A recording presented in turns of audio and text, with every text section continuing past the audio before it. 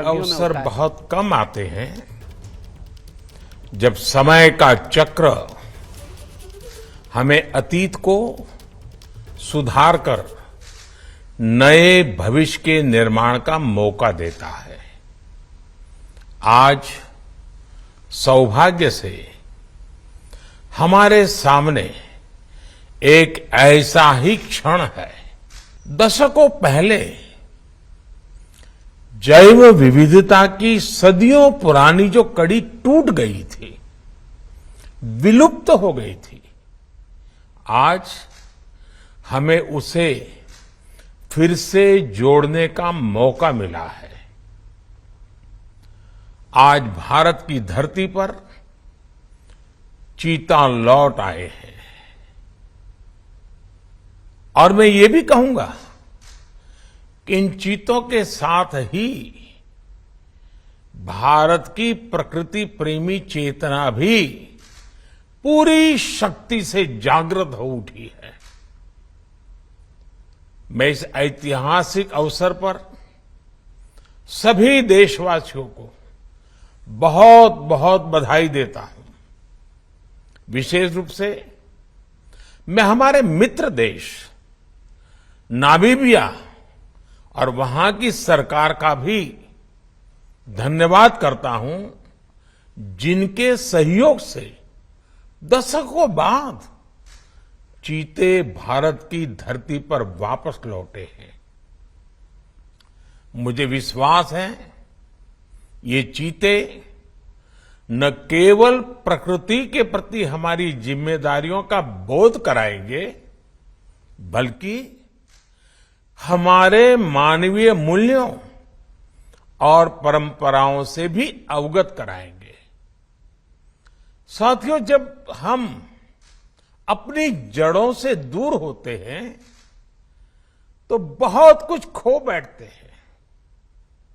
इसलिए ही आजादी के इस अमृत काल में हमने अपनी विरासत पर गर्व और गुलामी की मानसिकता से मुक्ति जैसे पंच प्राणों के महत्व को दोहराया है। पिछली सदियों में हमने वो समय भी देखा है जब प्रकृति के दोहन को शक्ति प्रदर्शन और आधुनिकता का प्रतीक मान लिया गया था। 1947 में जब देश में केवल आखिरी 3 चीते बचे थे तो उनका भी साल के जंगलों में निष्ठुरता व गैर जिम्मेदारी से शिकार कर लिया गया। ये दुर्भाग्य रहा कि हमने 1952 में चीतों को देश से विलुप्त तो घोषित कर दिया, लेकिन उनके पुनर्वास के लिए दशकों तक कोई सार्थक प्रयास नहीं हुआ। आज आजादी के अमृत काल में अब देश नई ऊर्जा के साथ चीतों के पुनर्वास के लिए जुट गया है। अमृत में तो वो सामर्थ्य होता है जो मृत को भी पुनर्जीवित कर देता है। मुझे खुशी है कि आजादी के अमृत काल में कर्तव्य और विश्वास का ये अमृत हमारी विरासत को, हमारी धरोहरों को और अब चीतों को भी भारत की धरती पर पुनर्जीवित कर रहा है। इसके पीछे हमारी वर्षों की मेहनत है। एक ऐसा कार्य राजनीतिक दृष्टि से जिसे कोई महत्व नहीं देता, उसके पीछे भी हमने भरपूर ऊर्जा लगाई। इसके पीछे एक विस्तृत चीता एक्शन प्लान तैयार किया गया। हमारे वैज्ञानिकों ने लंबी रिसर्च की, साउथ अफ्रीकन और नामीबियाई एक्सपर्ट के साथ मिलकर काम किया। हमारी टीम्स वहां गई, वहां के एक्सपर्ट भी भारत आए। पूरे देश में चीतों के लिए सबसे उपयुक्त क्षेत्र के लिए वैज्ञानिक सर्वे किए गए और तब कूनो नेशनल पार्क को इस शुभ शुरुआत के लिए चुना गया। और आज हमारी वो मेहनत परिणाम के रूप में हमारे सामने है। साथियों, ये बात सही है कि जब प्रकृति और पर्यावरण का संरक्षण होता है तो हमारा भविष्य भी सुरक्षित होता है, विकास और समृद्धि के रास्ते भी खुलते हैं। कूनो नेशनल पार्क में जब चीता फिर से दौड़ेंगे तो यहां का ग्रासलैंड इकोसिस्टम फिर से रिस्टोर होगा, बायोडायवर्सिटी और बढ़ेगी। आने वाले दिनों में यहां इको टूरिज्म भी बढ़ेगा, यहां विकास की नई संभावनाएं जन्म लेगी, रोजगार के अवसर बढ़ेंगे। लेकिन साथियों, मैं आज आपसे सभी देशवासियों से एक आग्रह भी करना चाहता हूं। कूनो नेशनल पार्क में छोड़े गए चीतों को देखने के लिए देशवासियों को कुछ महीने का धैर्य दिखाना होगा, इंतजार करना होगा, सहयोग करना होगा। आज ये चीते मेहमान बनकर आए हैं, इस क्षेत्र से अनजान है। कूनो नेशनल पार्क को ये चीते अपना घर बना पाए, इसके लिए हमें इन चीतों को भी कुछ महीने का समय देना होगा। अंतर्राष्ट्रीय गाइडलाइंस पर चलते हुए भारत इन चीतों को बसाने की पूरी कोशिश कर रहा है। हमें अपने प्रयासों को विफल नहीं होने देना है। साथियों, दुनिया आज जब प्रकृति और पर्यावरण की ओर देखती है तो सस्टेनेबल डेवलपमेंट की बात करती है, लेकिन प्रकृति और पर्यावरण, पशु और पक्षी भारत के लिए एक केवल सस्टेनेबिलिटी और सिक्योरिटी के विषय ही सिर्फ है ऐसा नहीं है। हमारे लिए ये हमारी सेंसिबिलिटी और स्पिरिचुअलिटी का भी आधार है। हम वो लोग हैं जिनका सांस्कृतिक अस्तित्व सर्वम खल्विदम ब्रह्म इस मंत्र पर टिका हुआ है। अर्थात संसार में पशु, पक्षी, पेड़, पौधे, जड़, चेतन जो कुछ भी है वो ईश्वर का ही स्वरूप है, हमारा अपना ही विस्तार है। हम वो लोग हैं जो कहते हैं परम परोपकारार्थम यो जीवति सह जीवति, अर्थात खुद के फायदे को ध्यान में रख करके जीना वास्तविक जीवन नहीं है। वास्तविक जीवन वो जीता है जो परोपकार के लिए जीता है। इसलिए हम जब खुद भोजन करते हैं उसके पहले पशु पक्षियों के लिए अन्न निकालते हैं। हमारे आसपास रहने वाले छोटे से छोटे जीव की भी चिंता करना हमें सिखाया जाता है, बचपन से सिखाया जाता है। हमारे संस्कार ऐसे हैं कि कहीं अकारण किसी जीव का जीवन चला जाए तो हम अपराध बोध से भर जाते हैं। फिर किसी पूरी जीव जाति का अस्तित्व ही अगर हमारी वजह से मिट जाए, ये हमें कैसे स्वीकार हो सकता है?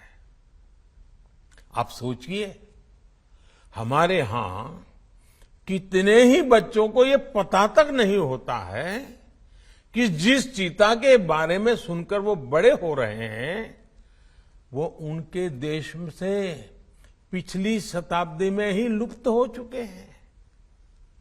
आज अफ्रीका के कुछ देशों में और ईरान में चीता पाए जाते हैं, लेकिन भारत का नाम उस लिस्ट से बहुत पहले हटा दिया गया था। आने वाले वर्षों में बच्चों को इस विडंबना से नहीं गुजरना पड़ेगा।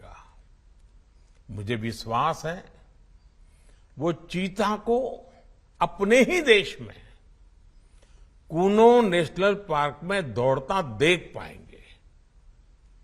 चीता के जरिए आज हमारे जंगल और जीवन, उसका एक बड़ा शून्य भर रहा है।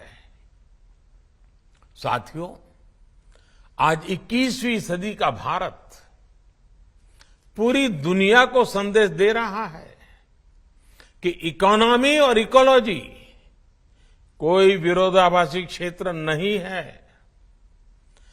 पर्यावरण की रक्षा के साथ ही देश की प्रगति भी हो सकती है। ये भारत ने दुनिया को करके दिखाया है। आज एक और हम विश्व की तेजी से बढ़ती अर्थव्यवस्था में शामिल है, तो साथ ही देश के वन क्षेत्रों का विस्तार भी तेजी से हो रहा है। साथियों, 2014 में हमारी सरकार बनने के बाद से देश में करीब करीब 250 नए संरक्षित क्षेत्र जोड़े गए हैं। हमारे यहां एशियाई शेरों की संख्या में भी बड़ा इजाफा हुआ है। आज गुजरात देश में एशियाई शेरों का बड़ा क्षेत्र बनकर उभरा है। इसके पीछे दशकों की मेहनत, रिसर्च बेस्ड पॉलिसीज और जन भागीदारी की बड़ी भूमिका है।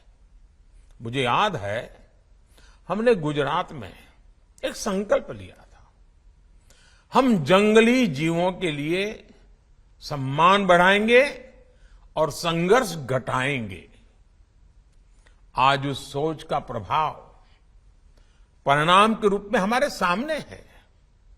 देश में भी टाइगर्स की संख्या को दोगुना करने का जो लक्ष्य तय किया गया था, हमने उसे समय से पहले हासिल किया है। असम में एक समय एक सींग वाले गैंडों का अस्तित्व खतरे में पड़ने लगा था, लेकिन आज उनकी भी संख्या में वृद्धि हुई है। हाथियों की संख्या भी पिछले वर्षों में बढ़कर 30,000 से ज्यादा हो गई है। भाई और बहनों, देश में प्रकृति और पर्यावरण के दृष्टिकोण से जो एक और बड़ा काम हुआ है, वो है वेटलैंड का विस्तार।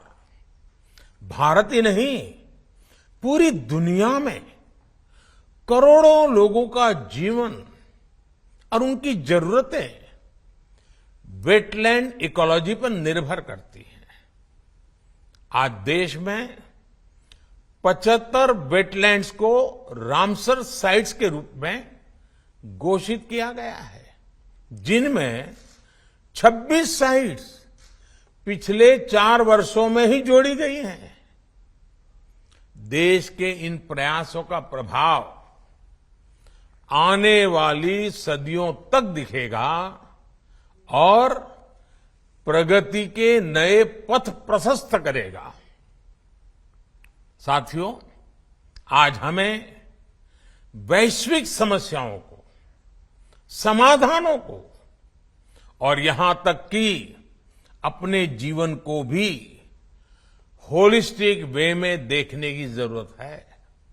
इसलिए आज भारत ने विश्व के ये लाइफ, LIFE, लाइफ यानी लाइफस्टाइल फॉर द एनवायरमेंट जैसा जीवन मंत्र दिया है।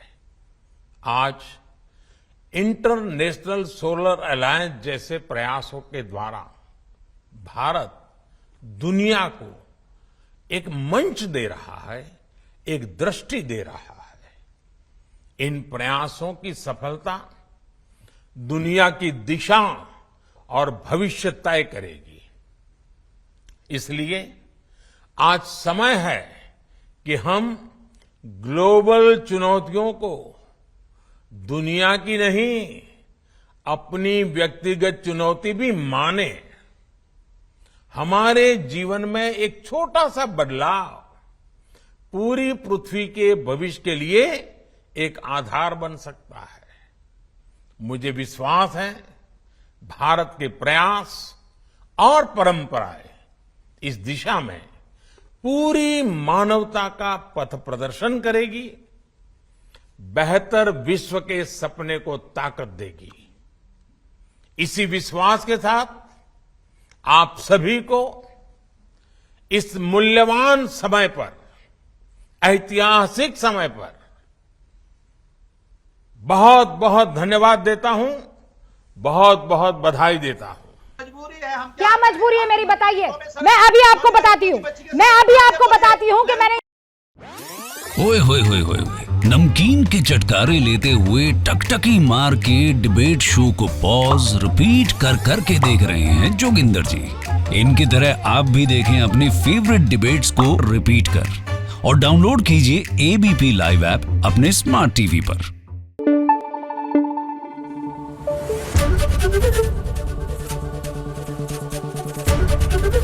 ABP न्यूज आपको रखे आगे।